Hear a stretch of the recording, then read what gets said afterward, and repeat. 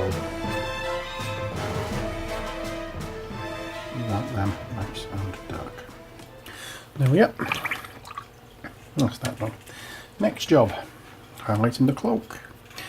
The cloak we did with Cantor Blue mixed with black, but we're not using the black this time, we're just using the Cantor Blue because we want this cloak to be blue. So we get the Cantor Blue on the palette, gave the what I like to call the application brush. Not the right word, I know, but and this is the applicator brush really, because you're applying this to the model, not to the palette. But the loading brush would be a better term for it. But there we go. And here we are going over the edges of the creases.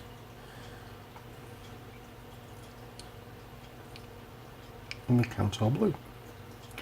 And we're just using Cantor Blue for this. We're not using any other colour because we want to make this brighter now. We've already darkened it sufficiently. Now we want to make it stand out. And by doing that, we add colour. Lighter colour.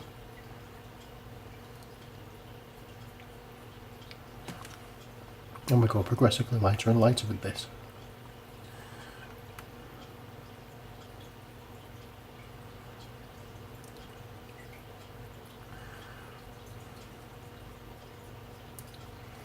And we don't necessarily want to be able to see this Cantor Blue on here in order to know it's there, or to be able to tell it's there.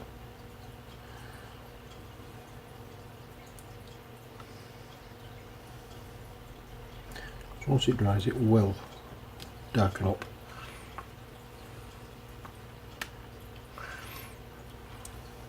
And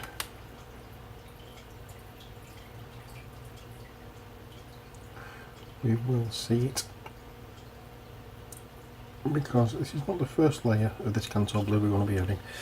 Once this is dried, we'll see how it looks, and if it needs to have another one, we will give another coat. But one thing we don't do is fully cover the previous coat.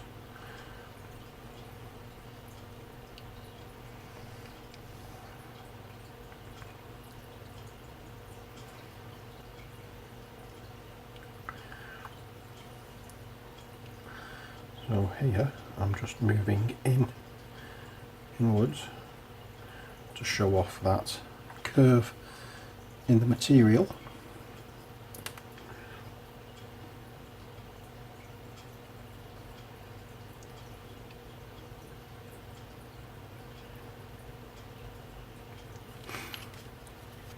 Oh yeah, I've done that bit. It's the back bit I want to do now.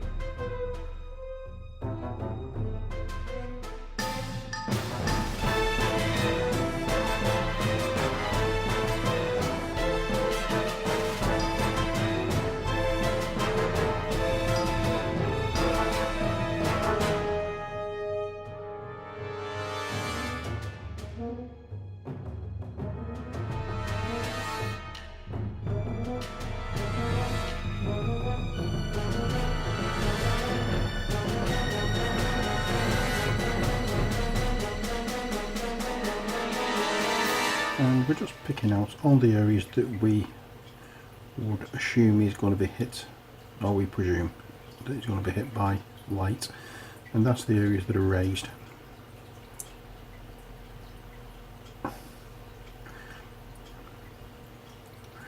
And some of the areas that are flat will be hit as well because of the way they're positioned.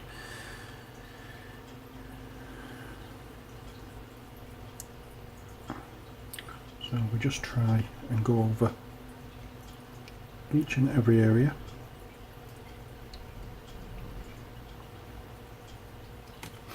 And follow the contours of the subject matter as well. Don't, like here, don't go that way, go along it. So you're picking out the direction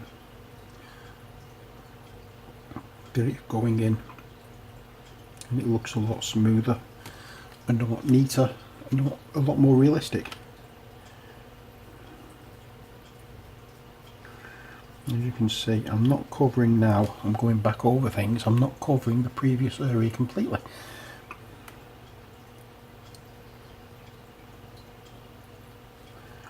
At least I hope you can see it.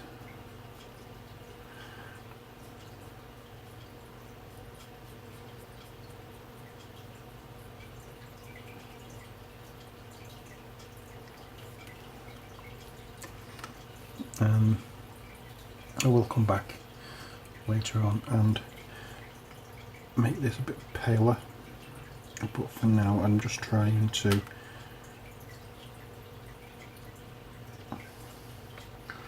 get all the blue exactly where I want it before I start fiddling about a lot more. Okay, that's that. We'll give that a break for the time being. Next, what I want to do is the scabbard. That's just going to be a simple matter. We're not going to be doing way, we're not going excessive with that. We're just going to highlight it with a little bit of Talon sand.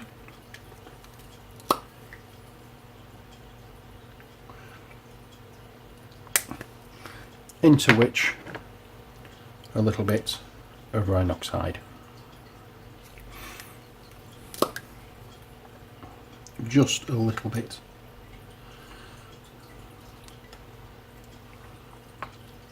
We don't want it too dark, and I'm applying bit by bit.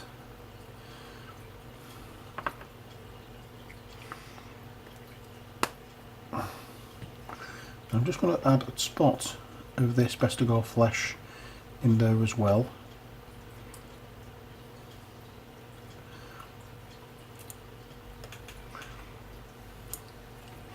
Okay, hopefully this will give a nice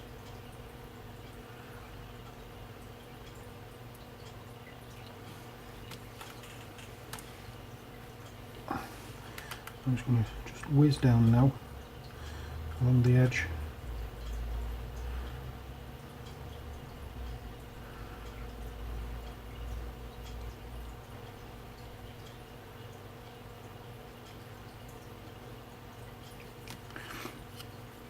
Yeah, the same on this side.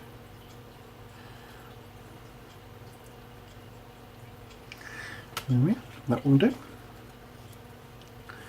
I'm going to add a little bit of this colour as well to the wrap here.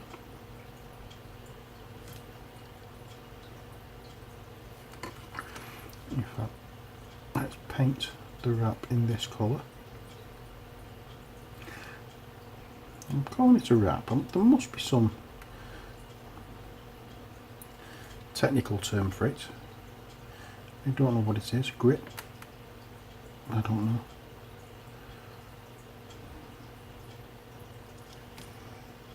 There we are.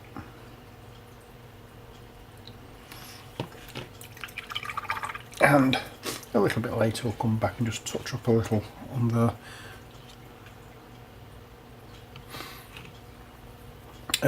Next off, let us continue with this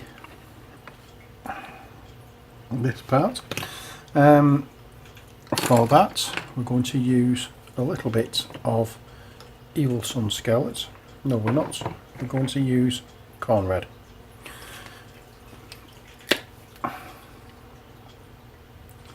Not much, just a little bit. And a slightly smaller brush for this part.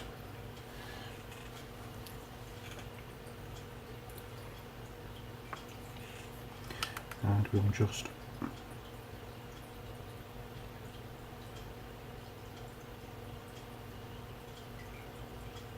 dab on here and there, specifically down the edges, and bring it in a little bit.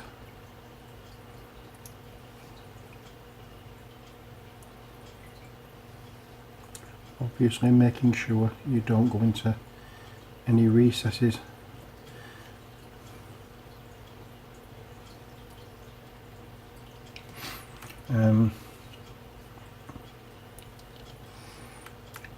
This is going to leave us open again to bringing in the Evil Sun Scarlet later on to add as a further highlight for this.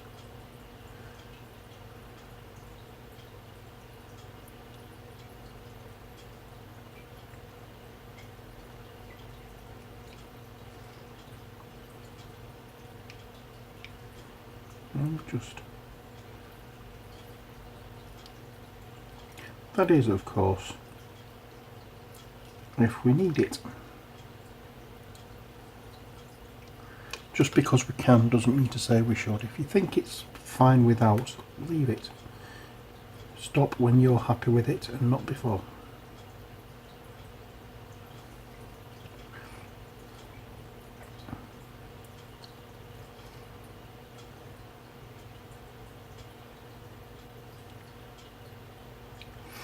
I'm just also going to do the straps and the belts here.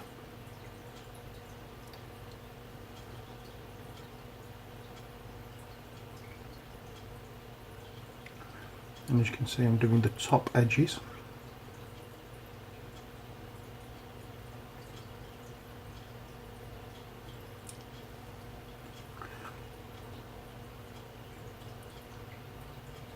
I'm bringing it in a little bit on here because of the buttons, and there's a slight crease, not buttons, the holes, and there's a slight crease in it there, which I want to highlight.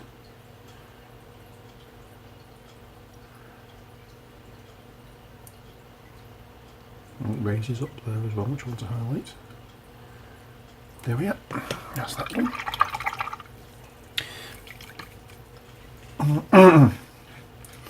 Next thing we're going to do is back to the cloth area, loincloth or whatever you want to call it. Now then, I am looking for a particular colour which I cannot see.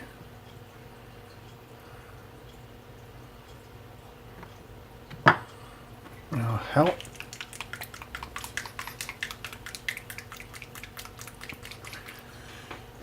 I don't know whether that's any use, but we'll give it a try. I don't want that one. Where's it gone? Ah, here we are. Got it. Ulthuan Grey. That's what we're going to be using for this. And yeah, there's not going to be a lot of this, but I still need it on the palette.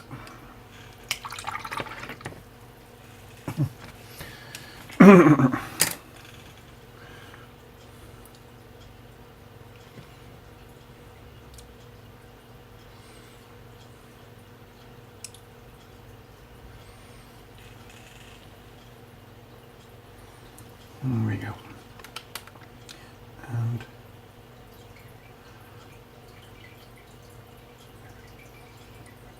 just go over the very top edges of the creases with this.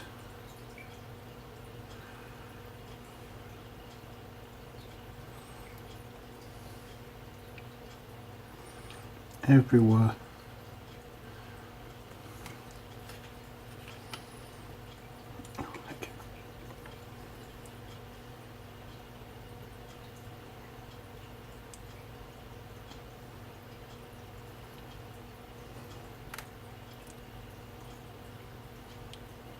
I was going to say something after everyone account is gone. Yeah, we need to get this really pale. Because once it's almost white,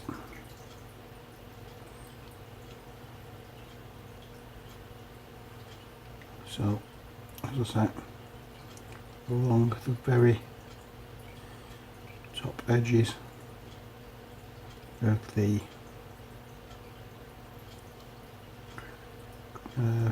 folds and creases, that's where we want this one.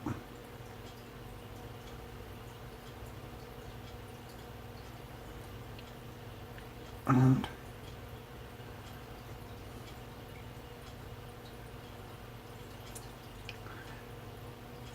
make sure you just pick out, you don't, or make sure you just do the top edges. Don't go any further than that, because we don't want to spoil the gradient that we're doing here, because the previous grey, if you cover all that up, it's just going to look as though you've gone from dark colour to this white, and it's not going to look right. So leave some of that previous, if you're doing it this colour anyway.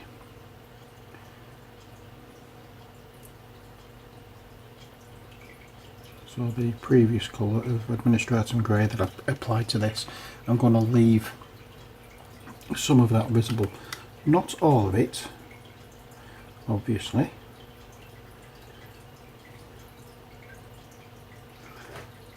Because if we left all of it visible, then we'd be painting something completely different, and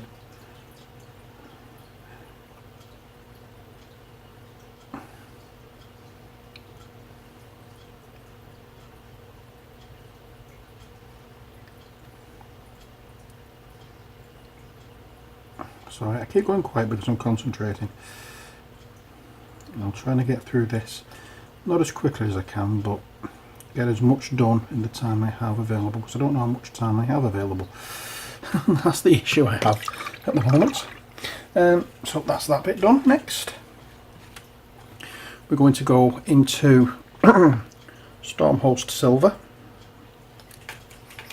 And this is another one that really needs a good long shake, but I'm going to use this for picking out the brighter parts of the armour,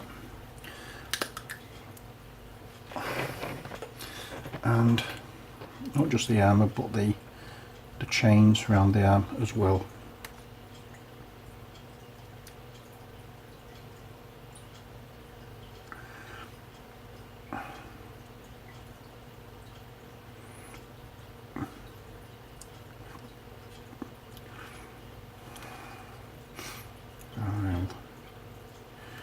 Go around and pick out various parts. It's not a edge highlights we're doing here. I don't like that particular technique of painting. We're just picking out the brighter areas of colour that we need, or the areas that we need to highlight a bit more than others.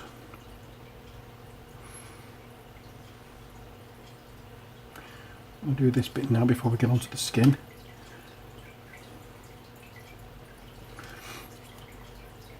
Because getting back to the skin, we're going to have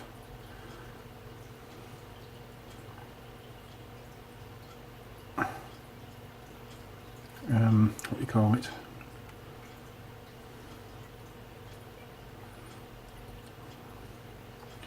We're going to get some of the skin tone back on these chains again, but I want to make sure that this is done before the skin tone is done, because I don't think there's going to be a lot of detail, a lot of highlighting going to be done around these areas.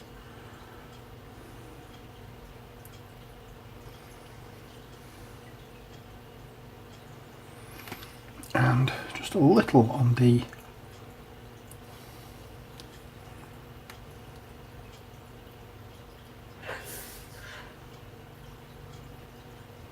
on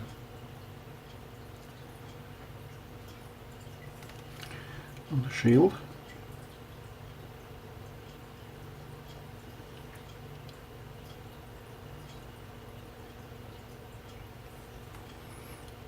This colour is a lot brighter than the Runefang steel, so it does show up against the Runefang steel.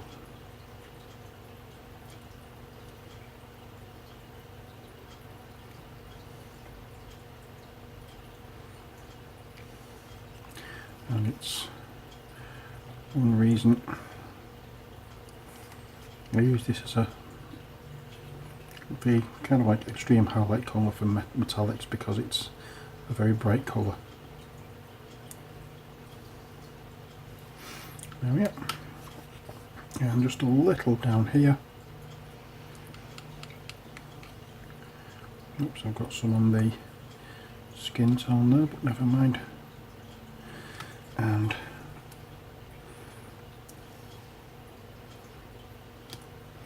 finally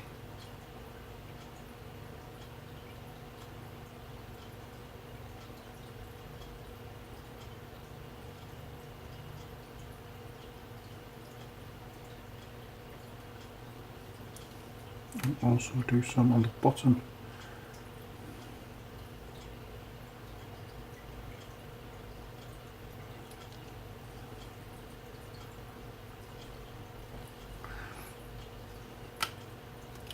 And the studs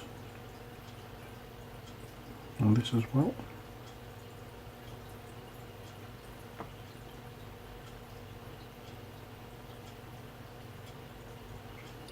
And I'm also going to do the ring here on his sandals. Now obviously not all of that is going to be metal. Some of it is going to be metal, but if I do it all,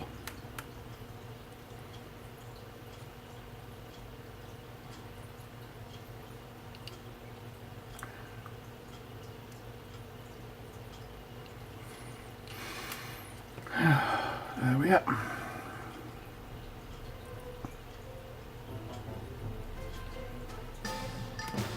Next job, back to the skin tone.